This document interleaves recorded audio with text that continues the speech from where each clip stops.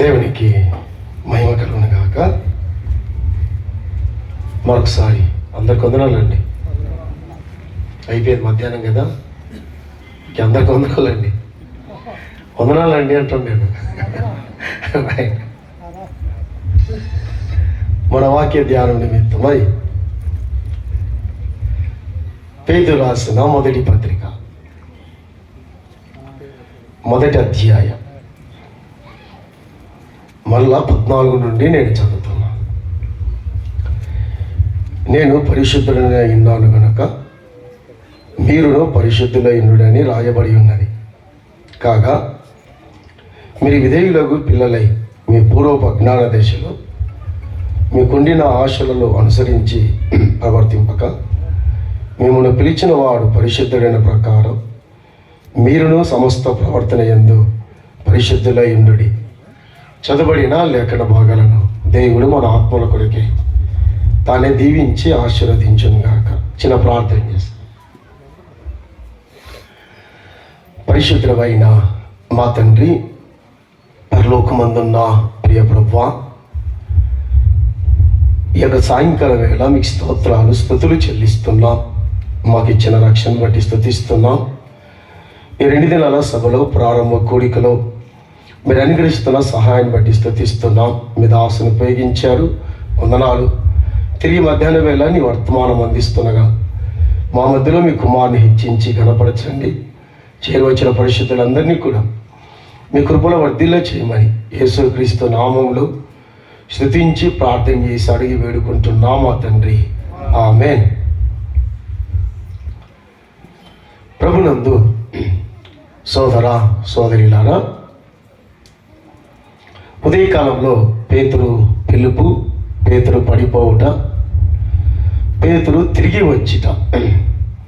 అలాంటి పేతురితో పరిశుద్ధాత్ముడు 2 పత్రికలు మన కొరికే రాయించాడు. మన ఆత్మీయ క్షేమము కోరి లేదా మన ఆత్మీయ మేలు కోరి భక్తి జీవితంలో మన పతనము కాకూడదు, భక్తిహీనతకు వెళ్ళకూడదని దేవుని ఆత్మ ద్వారా రాసిన 2 పత్రికలు మనకు చాలా శ్రేష్టమైనవి. సరే, మొదటి పత్రికలో ప్రతి అధ్యాయంలో మిమ్మల్ని పిలిచిన దేవుడు అనే మాట రాశాడు.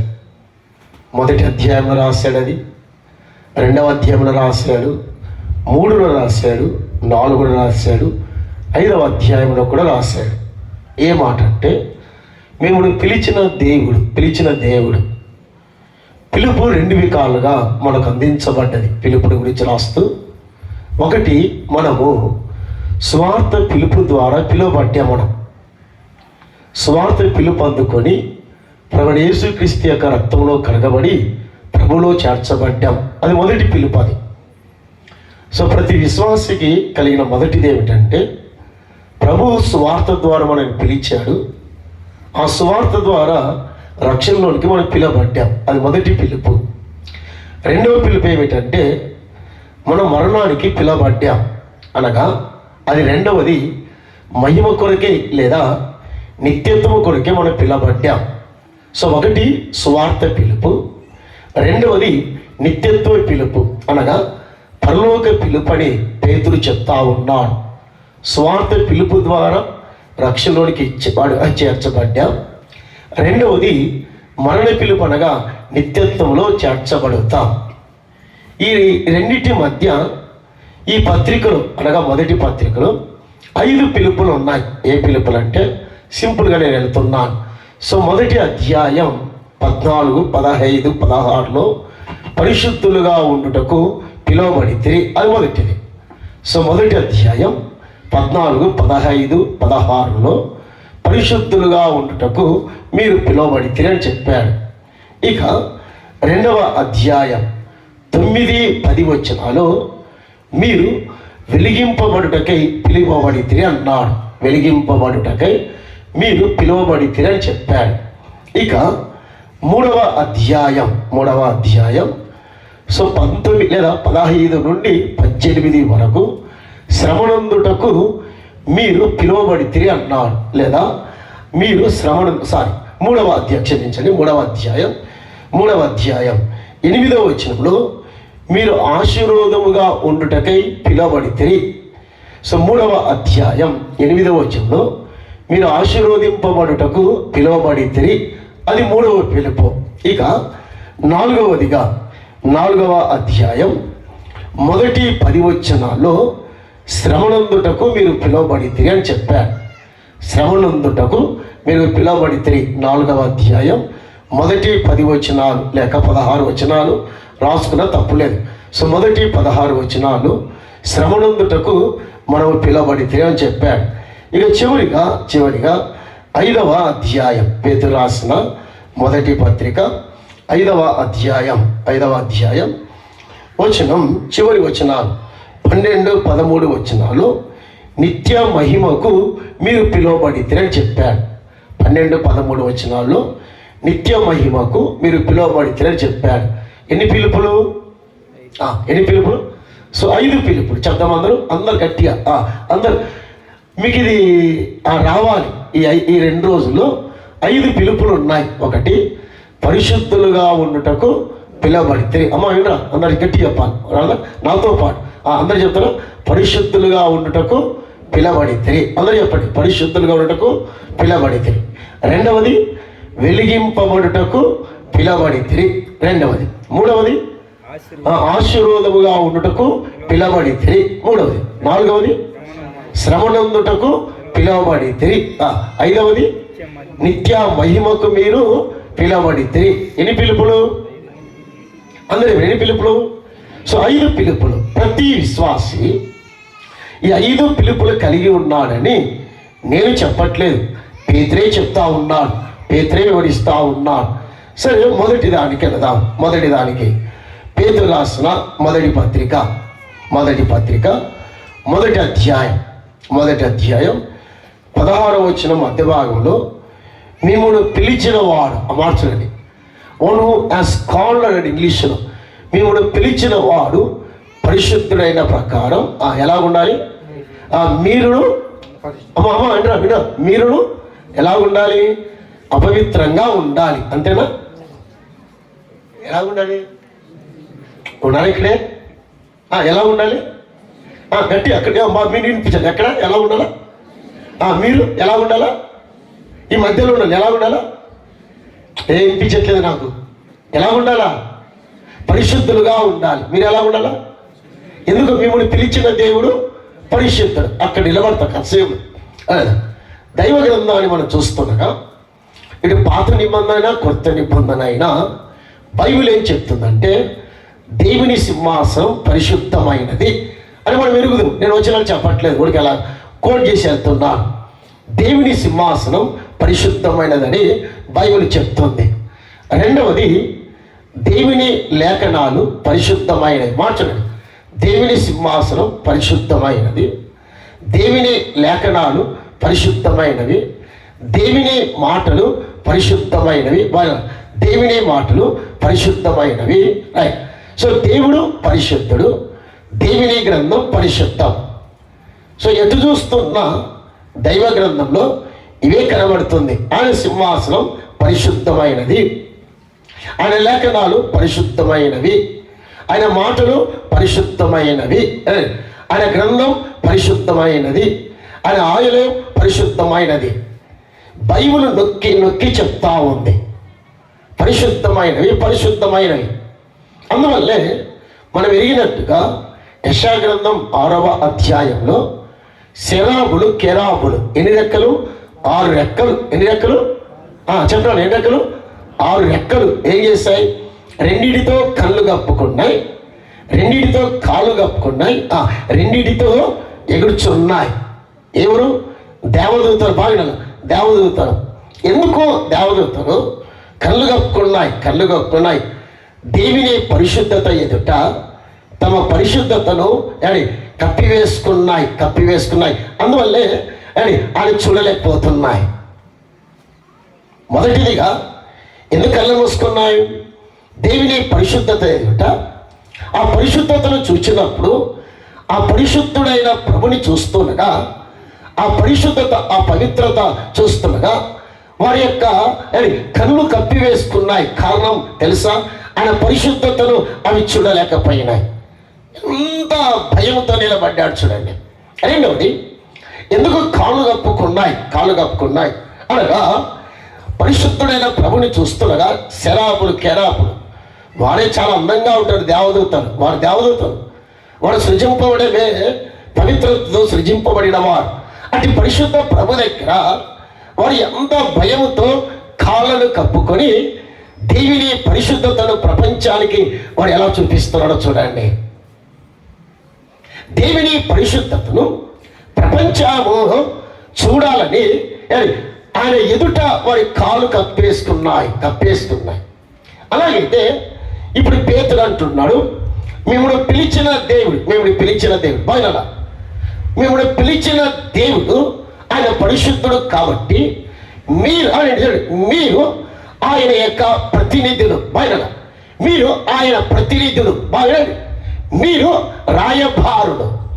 మిమ్మల్ని పిలిచిన దేవునికి మీరు ప్రతినిధులు. ఈ లోకములు మీరు రాయబారులు. మీరు ఆయన పరిచారు. కాబట్టి మిమ్మల్ని పిలిచిన వాడు ఎలాగున్నాడో చూడండి. ఎలాగున్నాడు? మీరు ఆయన రాయబారులు లోకములో, మీరు ఆయన ప్రతినిధులు ఈ లోకములో, మీరు ఆయన పరిచారకులు ఈ లోకములో. చెదిరిపోయిన విశ్వాసులారా, ప్రకాశం జిల్లా విశ్వాసులారా, ఆంధ్రప్రదేశ్ విశ్వాసులారా, మీరు ప్రతినిధులైతే, మీరు రాయబారులైతే మీ దేవుడు ఎలాగున్నాడు? ఆయన స్థాయి మార్చబడదు. ఆయన ఎలా ఉన్నాడు? చెల్లి తమ్ముడా, మౌనపాలు పరిశుద్ధులారా, వాక్యం వినేవారులారా, మరి ఆయన ఎలాగున్నారో ఎందుకు మీరు అలా ఉండట్లేదు? మీరు ఎందుకు అలా జీవించట్లేదు? మిమ్మల్ని పిలిచిన దేవుడు పరిశుద్ధుడైతే ఈరోజు స్థానిక సంఘాలలో, కుటుంబ జీవితాలలో, వ్యక్తిగత జీవితాలలో పరిశుద్ధత దేవుడు చూడలేకపోతున్నాడు. దేవుడు ఆశిస్తే పరిశుద్ధత లేదు సంఘాలలో. కుటుంబాల దేవుడు కోరే పరిశుద్ధత లేదు. వ్యక్తిగత జీవితంలో దేవుడు కోరే పవిత్రత లేదు. కాబట్టి దేవుని నామం ఎక్కడ చూడు అపవిత్రంగా కనబడుతుంది ప్రజలు. ఎవరు దీనికి కారకులు? మిమ్మల్ని పిలిచిన దేవుని గురించి మీరు ఆలోచించట్లేదు. ఏ దేవుడు నిన్ను పిలిచాడో, ఏ దేవుడు నిన్ను ఆహ్వానించాడో, ఏ దేవుడి లోకంలో తన ప్రతినిధిగా పెట్టాడో ఆ దేవుడి గురించిన ఆ ఆలోచన, ఉద్దేశం, కోరిక, యోచన నీకు లేదు. కాబట్టి నీకు ఇష్టమైనట్టుగా జీవిస్తున్నా, నువ్వు కోరినట్టుగా జీవిస్తున్నా, నువ్వు ఆశించినట్టుగా జీవిస్తున్నావు. కానీ మిమ్మల్ని పిలిచిన దేవుడు ఎందుకు మనం పరిశుద్ధంగా లేము? ఎందుకు పవిత్రంగా జీవించలేకపోతున్నాం? తమ్ముడు, చెల్లి, తమ్ముడా, బాగిన. ఎందుకంటే ఇదే పేతురు రాస్తా ఉన్నాడు ఇక్కడ. ఎలాగా చూద్దాం జస్ట్ ఎందుకు ఉండలేట్లో అక్కడ చెప్తున్నాడు. పేతురు రాసిన మొదటి పత్రిక 17వ మొదటి అధ్యాయం మళ్ళీ అక్కడే చూద్దాం. 17వ వచనం. పక్షపాతము లేకుండా క్రియలను బట్టి ప్రతి వాణిని తీర్పు తీర్చువాడు తండ్రి అని మీరు ఆయనకు ప్రార్థన చేయుచున్నారు కనుక మీరు పరదేశులైనంత కాలము భయముతో గడపండి.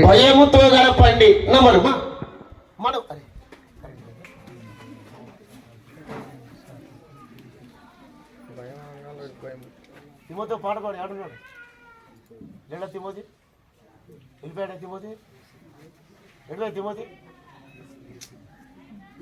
తిమోతి పాట పాడాయా? పాట పాడద్దు, ఏసీ కూడా వస్తున్నట్టు. పాట పాడాయా? అమ్మ పాట పాడండి, చిన్న పాట చరణ. ఎత్తనెవరు? మా దేవుడవై మాకీర్చితివి ఎంతో గొప్ప శుభదినము. మా దేవుడవై మాకీర్చితివి ఎంతో గొప్ప శుభదినము. మేమందరము ఉత్సాహించి సంతోషించెదము. మేమందరము ఉత్సాహించి సంతోషించెదము. కొనియాడెదము మరువబడని మేలులు చేసెనని. కొనియాడెదము మరువబడని మేలులు చేసెనని. స్తుతియో మహిమా ఘనత నీకే యుగ యుగముల వరకు. ఎంతో నమ్మదగిన దేవా, ఎంతో నమ్మదగిన దేవా, నీవొక్కడవే గొప్ప దేవుడవు. ఘన కార్యములు చేయుదువు. నీవొక్కడవే గొప్ప దేవుడవు. ఘన కార్యములు చేయుదువు. నీదు కృపయే నిరంతరము నిలచియుండునుగా. నీదు కృపయే నిరంతరము నిలచియుండునుగా. నిన్ను మేము ఆనందముతో ఆరాధించెదము. నిన్ను మేము ఆనందముతో ఆరాధించెదము. స్తుతియో మహిమా ఘనత నీకే యుగ యుగముల వరకు. ఎంతో నమ్మదగిన దేవా, ఎంతో నమ్మదగిన దేవా. భరించితివి శ్రమలు నిందలు కోర్చితివన్నీ మా కొరకు. భరించితివి శ్రమలు నిందలు కోర్చితివన్నీ మా కొరకు. మరణము గెలిచి ఓడించితివి. మనం ఎందుకు పరిశుద్ధంగా జీవించలేకపోతున్నాం, లేదా ఎందుకు పవిత్రంగా ఉండలేకపోతున్నామంటే పేతురు రాస్తా ఉన్నాడు. మొదటిది, దేవుని భయం లోపించుట వలన.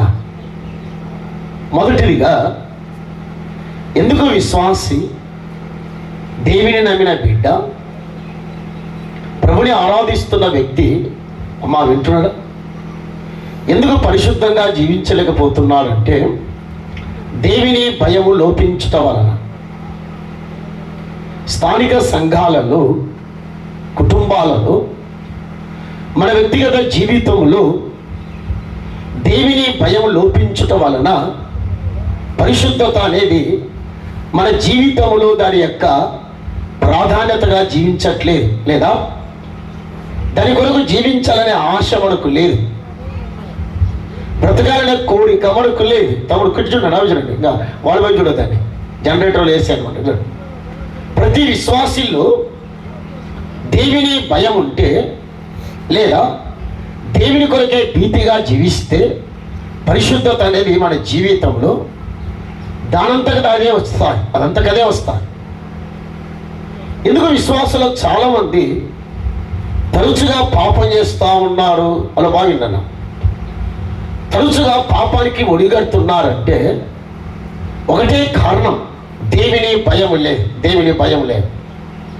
పేతురు అన్నాడు, మిమ్మల్ని పిలిచిన దేవుడు కాబట్టి మీరు పరదేశంలో ఉన్నంత కాలం భూలోకములో దేవుని భయము కలిగి ఉంటే, దేవునికి లోబడి జీవిస్తే మీరు కూడా పరిశుద్ధంగా జీవిస్తారు.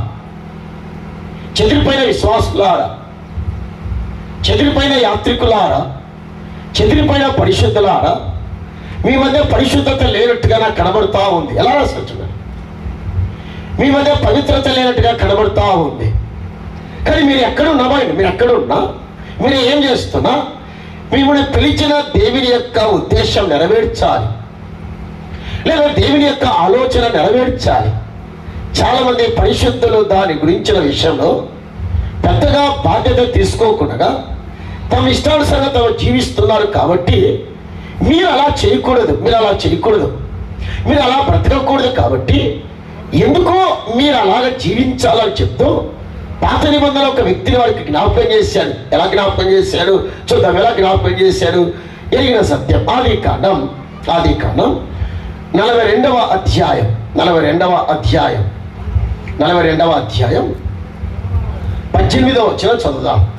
42వ అధ్యాయం 18వ వచనం. మూడవ దినమున యేసేపు వారిని చూచి నేను దేవునికి భయపడువానను. అమ్మా అయ్యా, ఈరోజు స్థానిక సంఘాలలో యేసేపులాగా అని ప్రొఫైన్ స్టేట్మెంట్ ఏంటంటే, ఖచ్చితంగా నేను చెప్పగలిగి ఉండాలి, నేను దేవునికి భయపడేవాణ్ణి అనలాగా. మీరు నన్ను అమ్మేశారు. నా తల్లి లేదు, చచ్చిపోయింది. మన తండ్రి ఇంటి దగ్గర ఉన్నాడు వృద్ధాపంలో. బట్ ఐగుప్తు దేశంలో నేను మీతో చెప్తున్నాను, నన్ను పంపిన దేవుడు మీరు పంపలేదు నన్ను. మీ దేవుడు లేదా మన దేవుడు ఈ ఐగుప్తులోనికి పంపాడు. కాబట్టి నేను ఆ దేవునికి భయపడేవాణి. ఆ స్టేట్మెంట్ నువ్వు ఇవ్వగలుగుతావా? నేను ఇవ్వగలుగుతావా? ఈ ఐగుప్తు దేశంలో నాని వాళ్ళకి ఎవరు లేరు. నేను ఏదైనా చేయగలుగుతాను, ఏదైనా చేస్తాను, నేను ఏదైనా అనుభవించగలుగుతాను, దేనైనా కోరిక తీర్చుకుంటాను, చెల్లెల, తమ్ముళ్ళ, పెద్దల, సేవకుల. బట్ నేను దేవునికి భయపడేవాణి. నేను ప్రతిబడి బాధిత అదే చెప్పాను. నేను చాలా ప్రయత్నం చేసింది, చాలా పాపానికి లాగింది. ఎన్ని ప్రయత్నాలు చేసిందో, ఎన్ని పాచికలాడిందో పాపానికి. పాపము కోసం ప్రజలు వినెత్తితే పాపమే నా కాళ్ళ దగ్గరకు వచ్చింది. పాపమే నాకు అవకాశం ఇచ్చింది. పాపమే నా చేతి దగ్గరకు వచ్చింది. బట్ నేను వారి భార్యతో చెప్పింది ఏమిటంటే, ఎన్నో ప్రయత్నాలు చేసింది లొంగ తీసుకోవడానికి. దినదినం మాట్లాడింది, దగ్గరకు వచ్చింది. చివరికి నన్ను లాగేస్తే నా వస్త్రాలు వదిలేశాను. కారణం అనలారా, నన్ను పిలిచిన దేవుడు, నన్ను పంపిన దేవుడు ఆయన పరిశుద్ధుడు. నన్ను పిలిచిన దేవుడు పరిశుద్ధుడు. నన్ను ఐగుప్తులోనికి పంపిన దేవుడు పరిశుద్ధుడు. కాబట్టి బట్టలు పోగొట్టుకున్నాను కానీ బ్రతుకుని పోగొట్టుకోలేదు. బట్టలు పోగొట్టుకున్నాను, బట్టలు పోయినాయి కానీ బ్రతుకుపోలేదు. నీ బ్రతుకు బజారు పాలయ్యింది. నీవేం సేవ చేస్తావు? ఒక విశ్వాసంగా ప్రభుని ఎలా ఆరాధిస్తావు? ప్రభుని ఎలా స్తుతిస్తావు? బ్రతుకుపోయిన వ్యక్తి ఏం చేస్తాడయ్యా? సంఘానికి ఏం మేలు చేస్తాడు? బజార్లో చెప్తూ కొడితే బ్రతుకు పోయినట్టు కదా? అరే నేను అలాంటి వాడు కాదు. నేను దేవునికి భయపడేవాడిని. జోనాథన్ ఎడ్వర్డ్స్ మరొక స్టేట్మెంట్, నేను దేనికి భయపడుతానో దాన్ని చెయ్యను. నేను పాపానికి భయపడేవాడిని, ఇది చెయ్యను. అమ్మా అబద్ధమాడుటకు నేను భయపడుతున్న అబద్ధమాడను. సీరియల్ చూసాడక నేను భయపడతాను కానీ సీరియల్ చూడట్లేదా? నీ బ్రతుకు బాగలేదు, నీ జీవితం బాగలేదు. పై పాట వచ్చి పరిశుద్ధ అని పాడుతున్నా. జీవితంలో పరిశుద్ధత లేకపోతే పరిశుద్ధ పాట పాడినా చల్లబోదు. ఎత్తిమోదారున్నావు. బ్రతుకులో పరిశుద్ధత లేకుండా పాట పాడేవాడు, బ్రతుకులో పరిశుద్ధత లేక పరిశుద్ధత చెప్పేవాడు. జాల్మరి అని ఒక మాట అన్నాడు దేవుని దాసుడు. తలిచిన స్టేట్మెంట్, ప్రొఫైన్ స్టేట్మెంట్. నిలబడిన వ్యక్తి పరిశుద్ధతల గురించి మాట్లాడుతుంటే కింద దురాత్మలు ఉన్నాయంట. ఏమండి, ఆ వ్యక్తి పరిశుద్ధతను గురించి మాట్లాడుతున్నావంటే అపవాది అన్నాడంట, వారికి పరిశుద్ధత ఎప్పుడో పోగొట్టుకున్నాడు కాబట్టి వాడు చెప్పే పరిశుద్ధత దయ్యాలు నవ్వుతారు చెప్పండి వాడికి అన్నదంట. దయ్యాలు నవ్వుతున్నాయి అన్నయ్య, నేను దేవునికి భయపడిన వాడు కాబట్టి పాపము చేయను. ఈరోజు సంఘాలలో, కుటుంబాల్లో, వ్యక్తిగత జీవితాల్లో దేవుని భయం లేదు కాబట్టి పరిదగించి పాపం చేస్తా ఉన్నా. నువ్వు కాదా? నీవే పరిదగించి సినిమాలు చూస్తావు, పరిదగించి సీరియల్ చూస్తావు, పరిదగించి అబద్ధాలు ఆడుతావు. నీవే ఈరోజు వచ్చి ఆరాధన చేస్తున్నావు. కానీ పేతురు, మిమ్మల్ని పిలిచిన దేవుడు ఒక ఆయన ఉన్నాడు, ఆయనను చూడండి ఒకసారి. ఆ దేవుడి యొక్క స్వభావము చూడండి, ఆ దేవుని లక్షణము చూడండి, ఆ దేవుని కోరిక చూడండి. ఆయన పరిశుద్ధుడు. మీరు ఎలాగున్నారు? వారేమో కానీ నువ్వు నేను ఎలాగున్నా? ప్రభులాగా పరిశుద్ధ జీవితాన్ని కలిగి ఉన్నావా? పవిత్ర జీవితాన్ని కలిగి ఉన్నావా? ప్రభు కొరకైన ఆ పరిశుద్ధత కొరకైన దాహం, తపన, తృష్ణ, కోరిక కలిగి ప్రభు పరిశుద్ధంగా జీవించే ఆ లక్షణం దయచేసి ప్రార్థన చేస్తున్నావా? నేను ఒకే మాట, బీటెక్ చదివిన అమ్మాయి తనను ఇలాగ పెద్ద గ్రౌండ్లో ఇచ్చుడు మాట్లాడు కూర్చొని పెట్రోల్ పోసి తగలబెట్టే సమయంలో పోలీస్ ఆఫీసర్ గారు మీరు నన్ను పాపం చేయమన్నారు. బీటెక్ చదివిన అమ్మాయి, మీరు నన్ను పాపం చేయమన్నారు.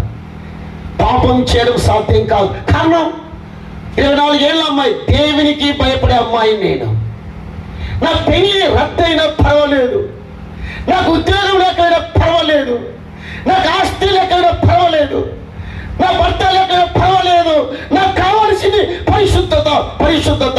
దేవునికి భయపడేవాడిని నేను. అమ్మాయి మీద పెట్రోల్ పోసి పోలీస్ ఆఫీసర్ సిగరెట్ వేసాడు.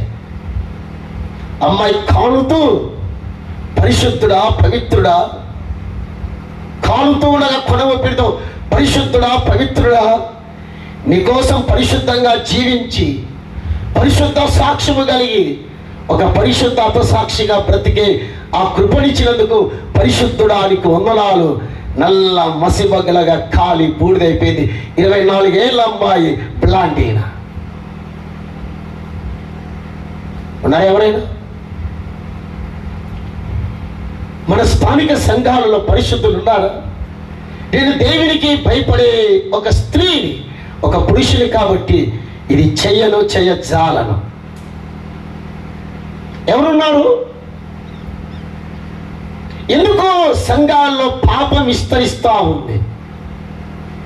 పాపం చాప కింద నీళ్ళలాగా ప్రవహిస్తూ ఉంది. కారణం దేవుని భయము లేకపోవడమే. దేవుని భయం లోపించిన వ్యక్తి ఆటోమేటిక్గా పరిశుద్ధత కలిగి జీవిస్తాడు. ఉందా నీకు?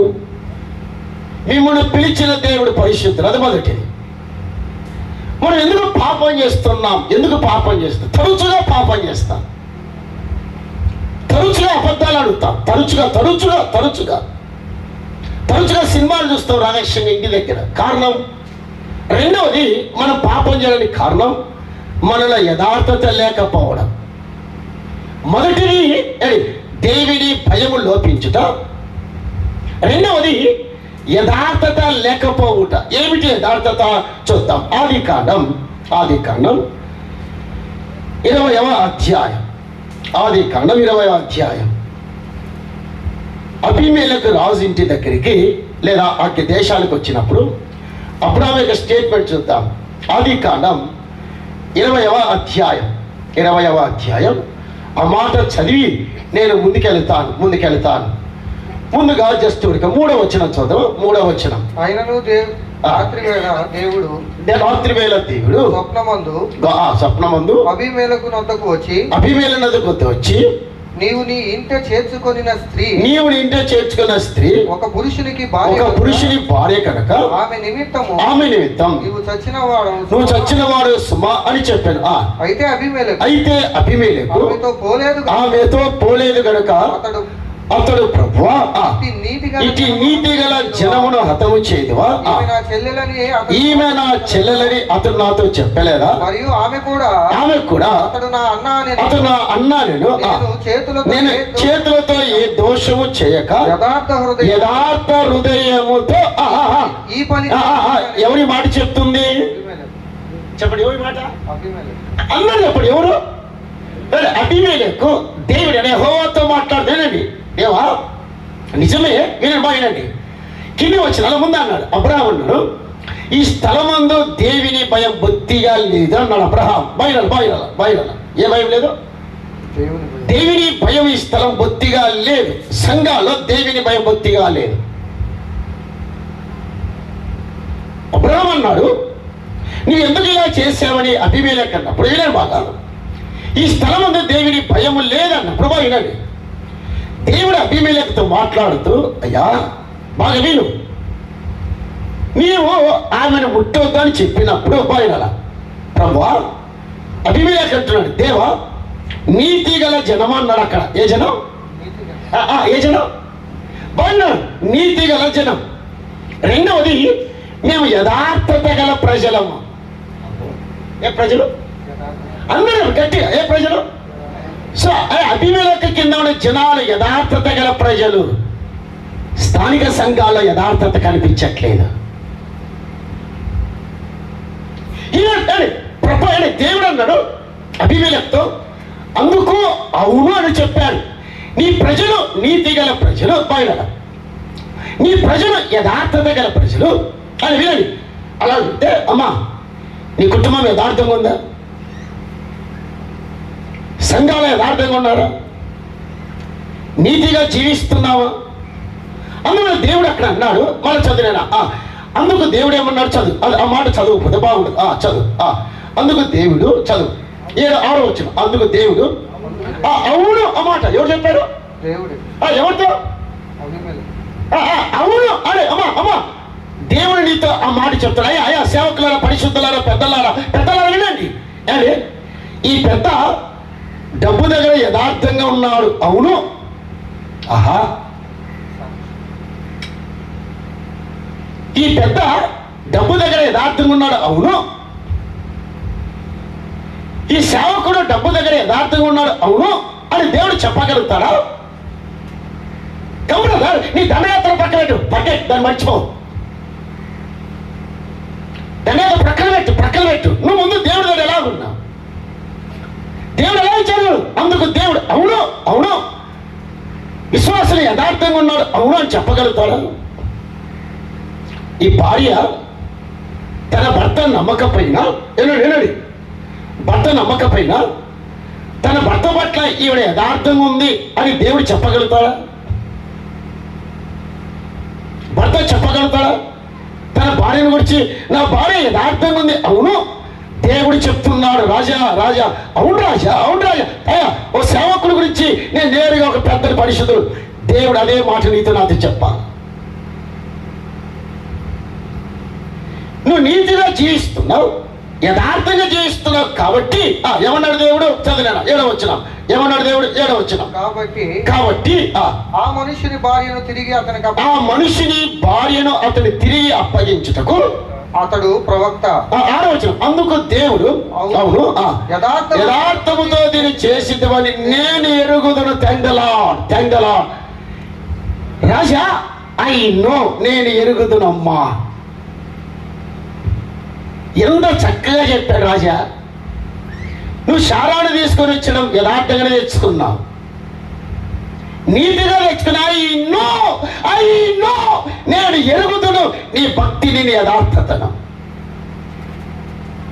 చాలా మంది దేవుడు నీ గురించి నా గురించి చెప్పలేకపోతున్నాడు. అందువల్లే సేవ వర్తిల్లట్లేదు, కుటుంబాలు వర్తిల్లట్లేదు, నీ వ్యక్తిగత జీవితంలో వర్తిల్లట్లేదు. ఇన్ని ఏళ్ళు నమ్ముకున్నావు, ఇన్నేళ్ళైంది, ఇన్నేళ్ళు సేవ చేస్తున్నావు. ఎందుకు వర్తిల్లట్లేదు? అబీమెలెకు పొందిన సాక్ష్యం నీకు నాకు లేదు. ఒక అన్యుడు దేవుని ఎరగని వాడు, ఆయనకు ప్రసంగాలు తెలియవు, దేవుని గురించి తెలియదు, దేవాలయం లేదు అక్కడ, దేవుని ప్రసంగికులు లేరు, ఇలా బైబిల్ గ్రంథం లేదు. కానీ పరలోకమందున దేవుని ఎదుట యథార్థంగా బ్రతకడం నేర్చుకున్నాడు. నేటి సంఘాల్లో, కుటుంబాల, వ్యక్తిగత జీవితాల్లో దేవుడు సాక్ష్యం ఇవ్వట్లేదా? అందువల్ల దేవుడు అన్నాడు, తమ్ముడు వినండి, అందువల్ల దేవుడు అన్నాడు, నీవు పాపము చెయ్యకుండగా బయట, నీవు అపవిత్రంగా జీవించకుండగా, లేదా నీవు పాపములో పడిపోకుండా అభిమేలకు రాజా నేను నిన్ను అడ్డగించి తిని. అమ్మాచండి ఏంటి? ఎవరు నేను నిన్ను అడ్డగించి తిని. కారణం నువ్వు యథార్థంగా ఉన్నావు కాబట్టి. తమ్ముడు యథార్థంగా వాక్యం విను. నేను అడ్డగించి తిని నిన్ను పాపము చేయకుండగా. మరి ఒక మాట అడుగుదా, నువ్వు పాపం చేసేటప్పుడు వినా, నువ్వు సినిమా చూసేటప్పుడు, నువ్వు పాపానికి ఒడిగట్టినప్పుడు దేవుడు నిన్ను ఎందుకు అడ్డగించట్లేదు? కారణం కదా, కారణమే కదా. ఇక్కడ ఏముంది తమ్ముడు నువ్వు చెప్తావు, ఏముంది ఇక్కడ ఏముంది? నేను నిన్ను వినండి, నేను నిన్ను అడ్డగించి తిని. ఎవరిని? అభిమేలకును. ఎందుకు? నీవు నా ఎదుట ఎలా ఉన్నావు? యథార్థంగా ఉన్నావు, నీతిగా ఉన్నావు. అయ్యా, ఒక సేవకుడైన, ఒక పెద్ద అయినా, విశ్వాస అయినా పాపము చేస్తుండగా వినండి, బాగా వినండి, ఎందుకు దేవుడు అడ్డగించట్లేదు? ఏది? యథార్థత లేదు. వినండి, అందువల్లే దేవుని పాపానికి అప్పగిస్తున్నాడు. స్టేజీ దగ్గర పాపాన్ని గురించి బండలు కొట్టినట్టు వాడి బండ పగిలినట్టు కొడుతున్నావు, కానీ జీవితంలో పాపాన్ని ప్రేమిస్తున్నావు, పాపాన్ని ఖండిస్తున్నావు, కానీ పాపాన్ని విడిచిపెట్టలేదు. కారణం యథార్థత లేదు నీలో. ఎందుకు సేవకులు పడిపోయారు, పెద్దలు పడిపోయారు, పరిశుద్ధులు పడిపోయారు? కారణం ఒకటే కారణం. అభిమేలకుతో చెప్పింది నీతో నాతో చెప్పట్లేదు, దేవుడు చెప్పట్లేదు. కారణం లోపల ఒకటి, బయట ఒకటి. లోపలేమో పాపము చేయాలనే కోరిక, పాపాన్ని ప్రేమించాలనే కోరిక, పాపాన్ని ఆశించాలనే కోరిక. అలాగే బిలాము ప్రవక్త లాంటి వారి మన మనస్సు. బిలాము ప్రవక్త లోపల వెళ్ళాలనే కోరిక, సొమ్ము కొరికే వెళ్ళాలని కోరిక ఉంది. పైగా ప్రభువా నీ చిత్తం అంటున్నాడు. అక్కడ మళ్ళా ఏంటి? లోపల కోరిక ఉంది, కోరిక లోపల కోరిక. ప్రభువా డబ్బు తెచ్చుకునే కోరిక ఉంది, ఆశ ఉంది, ఉద్దేశం ఉంది. కానీ దేవుడు ఏమంటాడో అని నేను యెహోవాను అడిగి చెప్తానంటున్నాడు. సోదరా, బిలాము లోపల యథార్థత లేదు, బిలాములో నీతి లేదు. తిరిగి దేవుడు గాడిదకు అప్పగించాడు. ఎవరికండి? గాడిదతో దేవుడు మాట్లాడవలసి వచ్చింది. ఏ విశ్వాసి, ఎందుకు పరిశుద్ధంగా లేవు, ఎందుకు పవిత్రత లేదు అంటే కారణం యథార్థత లోపించటం వలన. మిమ్మల్ని పిలిచిన దేవుడు యథార్థవంతుడు అని చెప్తూ ఇర్మియా గ్రంథం ఆ మాట చదివి ముందుకు వెళ్దాం. 3వ అధ్యాయం, ఇర్మియా గ్రంథం 3వ అధ్యాయం 5వ వచనం చదువుదాం. 5వ వచనం. ఆయన నిత్యము కోపించునా. 3వ అధ్యాయం 5వ వచనం. అంతేనా? 3:5 చదివిన. ఆయన నిత్యము కోపించునా, నిరంతరము కోపము చూపునా. క్షమించిన 5వ అధ్యాయం 3వ వచనం. 5:3 త్వరగా. యెహోవా యథార్థత మీదనే కదా నీవు దృష్టించుచున్నావు. ఎంత ఆశ్చర్యం తమ్ముడు! యెహోవా నీ కాన్సన్ట్రేషన్ అంతా కూడా యథార్థత మీదనే కదా. తమ్ముడు నీ సేవ చేయాలి లేదనట్లేదు, నువ్వు ఆరాధన చేయట్లేదు అనట్లేదు. దేవుడు ఆరాధన చేయాలి, సేవ చేసినా, ఆరాధన చేసినా, పరిచయం చేసినా మన జీవితంలో పరిశుద్ధత కలిగి చేయాలి, దాన్ని పవిత్రత కలిగి చేయాలి, దాని యథార్థత. ప్రతి విశ్వాసి ఎందుకో పరిశుద్ధతలో లోపం కలిగి ఉన్నాడంటే జీవితంలో యథార్థత లోపించింది. అబీమెలెకు రాజా, నీవు దీన్ని యథార్థంగా చేశావు కాబట్టి నువ్వు పాపము చేయకుండా నిన్ను అడ్డగించి తిని. ఆహా, థాంక్ ది లార్డ్, దేవునికి స్తోత్రాలు చెల్లిస్తున్నా. నేను నువ్వు పాపం చేసేటప్పుడు వ్యభిచారం, జాగ్రత్త, అబద్ధాలు, మోసం, దొంగతనం, కుట్ర ఇవన్నీ చేసేటప్పుడు దేవుని ఎందుకు అడ్డగించట్లేదు? కారణం నీలో యథార్థత లేదు, నీలో పవిత్రత లేదు, నీలో నీతి లేదు. యెహోవా నీ దృష్టి యథార్థత మీదనే కదా, యథార్థత మీదనే కదా. ప్రియ సోదరులారా, మిమ్మును పిలిచిన దేవుడు యథార్థుడు, మిమ్మును ఆహ్వానించిన దేవుడు పరిశుద్ధుడు. కాబట్టి అట్టి దేవుడికి సన్నిధిలో భయం కలిగి పరిశుద్ధంగా ఉండండి. అట్టి దేవుని ఎదుట యథార్థత కలిగి పరిశుద్ధంగా ఉండండి. నేను ఒక అప్లికేషన్ అనుభవించాలని మీకు అనుకుంటున్నా. ఎంతమంది దేవుని భయం కలిగి జీవిస్తున్నారు? ఇక్కడ కూర్చున్న మీరే నేనైనా నిజంగా దేవుని భయం అనుకుందా? ఎంతమంది యథార్థంగా దేవుని ఆరాధిస్తున్నాడు? యాజ్ పర్ యోహాను సువార్త 4:24 మన కళ్ళ ఎదుట కనబడుతుంది, ఆయనను ఆరాధించేవాడు ఆత్మతోనూ సత్యముతోనూ ఆరాధించలేను అని. గురుమూర్తిగా ఆయనను ఆరాధించేవాడు యథార్థంగా ఆరాధించాలా. చిలక పలుకులు పలికేది కాదు ఇది, చిలక పలుకుల పాట కాదు ఇది. ప్రభుని ఆరాధించే వ్యక్తి అమ్మా యథార్థంగా రావాలి దేవుని సన్నిధికి. నా తండ్రి కోరేది అదే, నా తండ్రి ఆశించేది అదే. అందువల్లే పరిశుద్ధతలో లోపం కలిగి ఉన్నాం. ఒకటి, దేవుని భయం మనలో లేదు, ఒప్పుకుందాం. దేవుని ఎదుట యథార్థంగా సేవ కానీ పరిచయం కానీ బ్రతుకులో కనిపించట్లేదు కాబట్టి, పైన ఒకటి లోపల ఒకటి కాబట్టి దేవుడు నిన్ను అడ్డగించట్లేదు. నువ్వు పాపానికి బలి తెగిస్తున్నప్పుడు దేవుడు నిన్ను అడ్డగించవచ్చు, కానీ నేను యథార్థత లేదు కాబట్టి పాపానికి వదిలేస్తున్నాను. నేను ఎంతమంది పడిపోయారు, కారణం దేవుని ఎదుట యథార్థంగా లేదు కాబట్టి. నేను ఉండొచ్చు కదా దేవుని కొరకు. ఇంగ్లాండ్ దేశంలో 17వ శతాబ్దం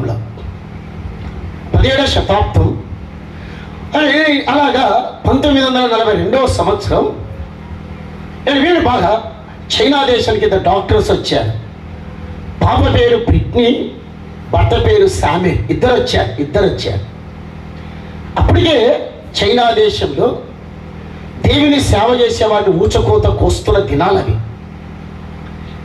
ఆ భార్య అంటే బ్రిట్నీ అంటే జనరల్ మెడిసిన్ చేసిన అమ్మాయి భర్తతో అనేది, అయ్యా ఒక చిన్న కోరిక ఉంది, నాకు చెప్పు.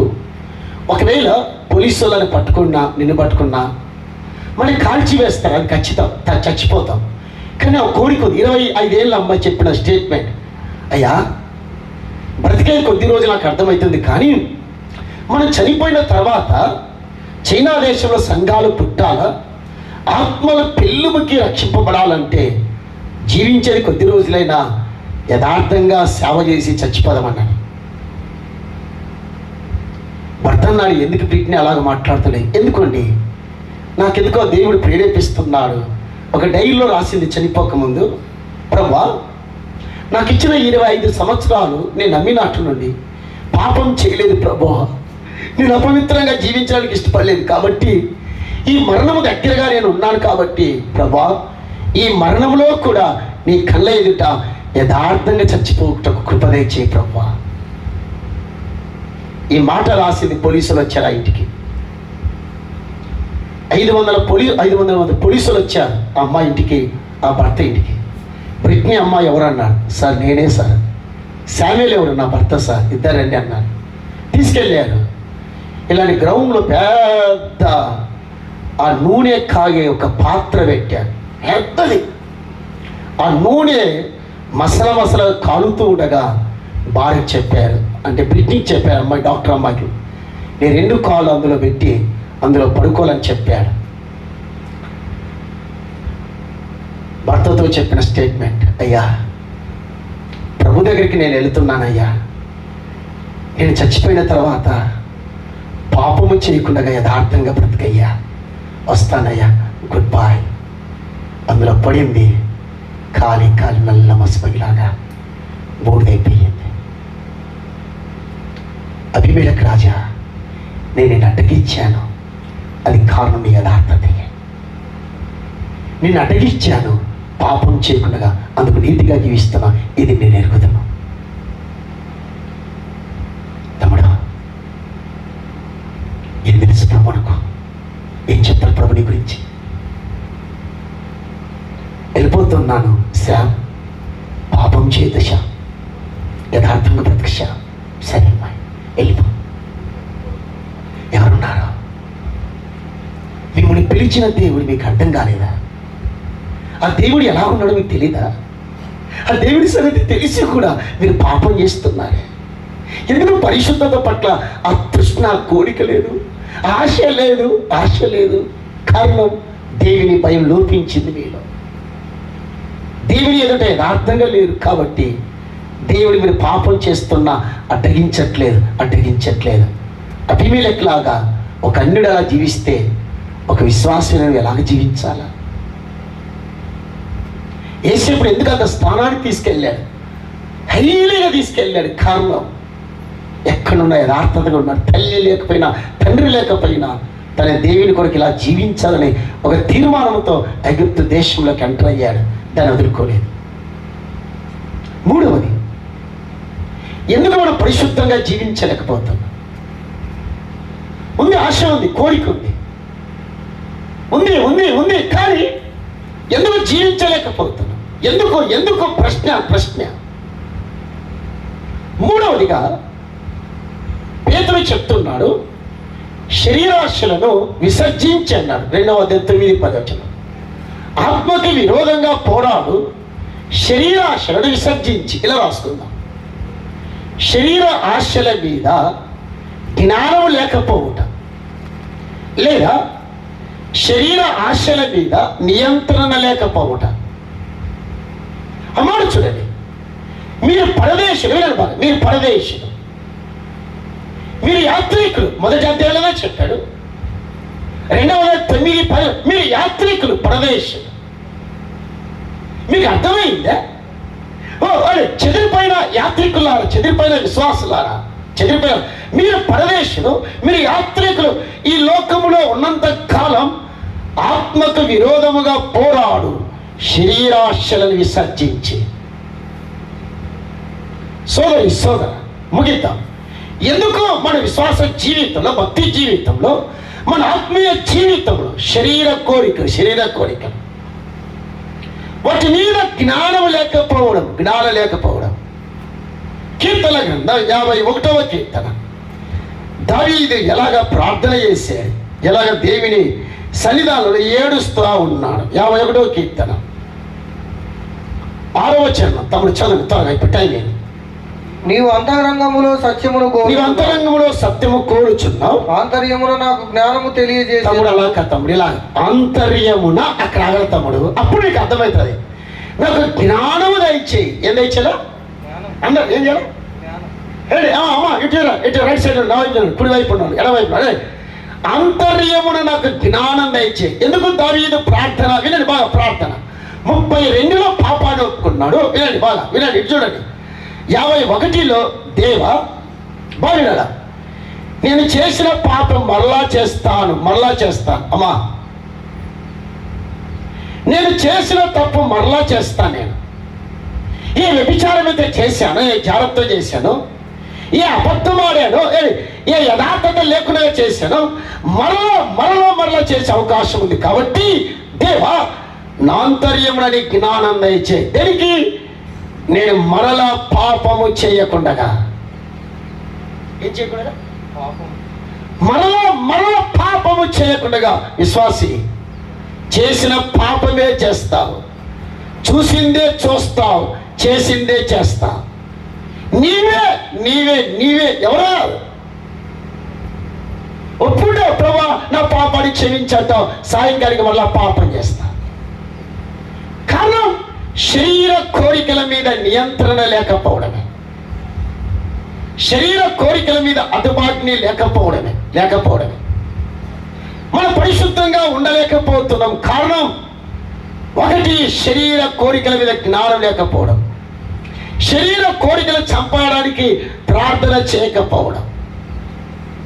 రోమీయులకు రాసిన పత్రిక 13వ అధ్యాయం 13వ వచనం లేదా 14వ వచనం చదవండి. 14 మెట్టుకు ప్రభువైన యేసుక్రీస్తును ధరించుకున్న వాడే శరీరేచ్ఛలను నెరవేర్చుకున్నటకు శరీర విషయమై ఆలోచన చేసుకునవద్దు. హలో, శరీర విషయం ఆలోచన చేసుకునవద్దు. తమ్ముడు చూస్తారా? మీరందరూ విన్నాం సత్యం. ఒకసారి భార్య భర్తలు కలిసి బీచ్కి వెళ్ళారంట ఎంజాయ్ చేయడానికి. వెళుతూ బేకర్లో మంచి కేక్స్ కట్టుకున్నారు. కేకులు తినడానికి ఓపెన్ చేస్తే ఆ కేకులన్నీ కూడా డబ్బులు ఉన్నాయి. పొరపాటున వాడు కేకు ఇచ్చే బదులు డబ్బుల కేక్ ఆ యొక్క ప్యాక్ ఇచ్చాడు. భార్య భర్తలు తిరిగి వచ్చారు. సార్, మీ కేకులు అడిగితే మీరు డబ్బులు ఇచ్చారు సార్, తీసుకోండి సార్ అన్నారు. ఓకే, నిజంగా బేకరీ యజమాని చాలా ఆనందపడ్డాడు, సంతోషపడ్డాడు, కానీ తృప్తి పడ్డాడు. సార్, మీరు ఇంత మంచి ఆదర్శ దంపతులు, మీరు సన్మానం చేస్తామన్నాడు. జర్నలిస్ట్ని పిలుస్తాం, మేము పత్రికలు పిలిస్తే కూర్చొని 2 కుర్చీలు వేశాడు, దండలు తెచ్చాడు. దండలు వేస్తే ఆ భర్త అన్నాడు, సార్ నా కొంప కొల్లేరైతే అన్నాడు. చెప్పండి అన్నాడు. ఏంటి? నా పక్కన ఉన్న భార్య మరొక భార్య అని చెప్పాడు. ఈమె పబ్లిక్ భార్య కాదు, ప్రైవేట్ భార్య. సార్, నీ సన్మానం చేస్తే కొంప కొల్లేరైతుంది నాకు, నీ పొలదొడలతో. కాబట్టి శరీర కోరికల నియంత్రణ ఉండాలి. అందువల్ల పౌలు ముగిద్దాం, నా శరీరమును నల్లగొట్టుకొనిచున్నాను. ఏం చేశాడు? నా శరీరం నల్లగొట్టుకొనిచున్నాను. పరిశుద్ధత ఎందుకు ఉండలేకపోతున్నా? 3 చెప్పాను. 1, దేవుని భయం లోపించుట, యథార్థత లేకపోవుట, శరీర కోరికల మీద నియంత్రణ లేకపోవుట. ఒకవేళ పరిశుద్ధంగా ఉంటే 3 దొరుకుతాయి మనకు. చదివి ప్రార్థన చేస్తాను, వివరించాను. రైట్, అందరికి తెలిసిన భాగం. హెబ్రీ పత్రిక 12వ అధ్యాయం 13 ఏముంది?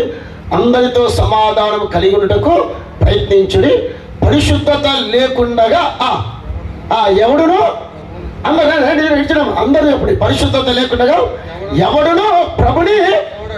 సో పరిశుద్ధంగా ఉంటే ప్రభుని చూస్తాం. ఒక రోజున యోహాను రాసిన మొదటి పత్రిక 3వ అధ్యాయం 2వ వచనం చదవండి. 2వ వచనం. ప్రియులారా, ఇప్పుడు మనం దేవుని పిల్లలమై ఉన్నాము. మనం ఇక ఏమవుదుము? అది ఇంకా ప్రత్యక్షపరచబడలేదు. కానీ ఆయన ప్రత్యక్షమైనప్పుడు ఆయన ఉన్నట్లుగానే చూతుము గనుక ఆయన చూస్తాం. పరిశుద్ధత లేకుండా ప్రభుని చూడలేదు, ప్రభుని చూస్తాం. మళ్ళా అక్కడ ఆయనను పోలి ఉందము అన్నాడు. అక్కడ ఎలాగా? ఆయన పోలి ఉందము. 2వది 3వది ఆయన వలె జీవిస్తాం. కాబట్టి పరిశుద్ధత లేకపోతే 3 ప్రమాదాలు చెప్పాం. పరిశుద్ధత కలిగి ఉంటే 3 చెప్పాడు. కాబట్టి సోదరులారా, మనం పిలిచిన దేవుడు ఏ దేవుడు? అందరూ ఏ దేవుడు? పరిశుద్ధుడు. కాబట్టి మీరు ఎలాగున్నారా? ఎలాగున్నారా? ఎందుకు పరిశుద్ధంగా జీవించలేకపోతున్నా? 3 కారణాలు. దేవుని భయం, 2వది యథార్థత లేకపోవటం, 3వది శరీర కార్యాల మీద నియంత్రణ లేకపోవట.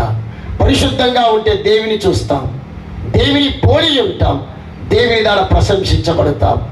ఏది కోరుకుంటావో, ఏది నిర్ణయం తీసుకుంటావో అది నీ చేతిలో దేవుడు పెట్టాడు. కాబట్టి ఒక అభివేలకులాగా జీవిస్తావా, లేదా ఒక పాడే ఇంకా జీవితంలో పాపం చేస్తావని కొనసాగుతావా? నిర్ణయం నీదే, తీర్మానం నీదే. దేవుడి లేఖన భాగాన్ని దీవించి ఆశీర్వదించును గాక. ప్రార్థన చేస్తాం. సోదరా, అమ్మాయి డాక్టర్ 25 ఏళ్ళ అమ్మాయి. అయ్యా, చచ్చిపోతున్నా, నాకు అర్థమైంది. నేను చనిపోయిన తర్వాత పాపం చేయదయ్యా. మన సేవకు వచ్చామా, ఇక్కడికి ఇంగ్లాండ్ దేశం నుండి వచ్చాం.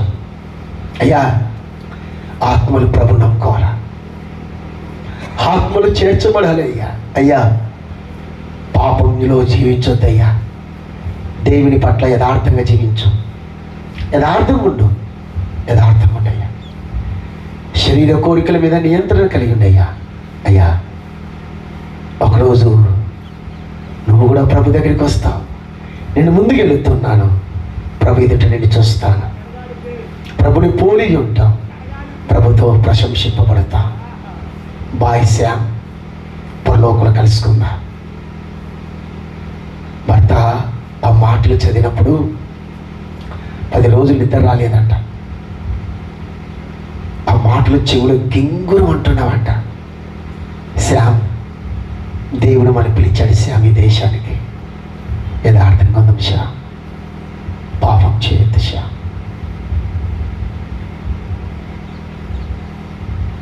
వారి ద్వారా సంఘాలు కట్టబడ్డాయి. చైనా దేశంలో ఆత్మలు చేర్చబడ్డాయి. పరదేశులైన యాత్రికులైన పరిశుద్ధులారా, మిమ్మల్ని పిలిచిన దేవునికి భయపడండి. యథార్థంగా ఉండండి. శరీర కోరికల మీద నియంత్రణ కలిగి ఉండండి. ఆ దేవుడు పరిశుద్ధులైన మాటను మర్చిపోతండి. ఇక్కడ కూర్చున్న పరిశుద్ధులారా, దేవుడు అభిమేలకుతో నేను నిన్ను ఇచ్చాను, పాపము చేయకుండా అపవిత్రతలో పడకుండా, అందుకు నీ జీవితమే సాక్ష్యం. నువ్వు యథార్థంగా దీన్ని చేసి